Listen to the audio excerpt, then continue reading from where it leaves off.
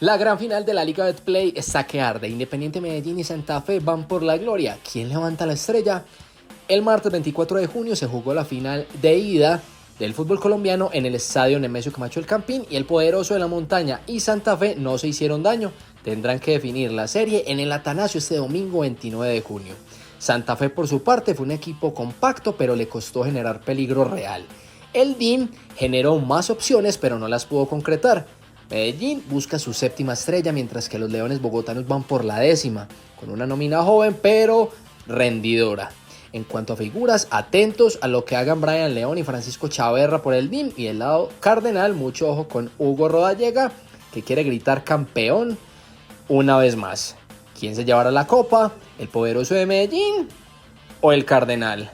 Los leemos en los comentarios y recuerde que lo esperamos en informa9.com con toda la actualidad informativa.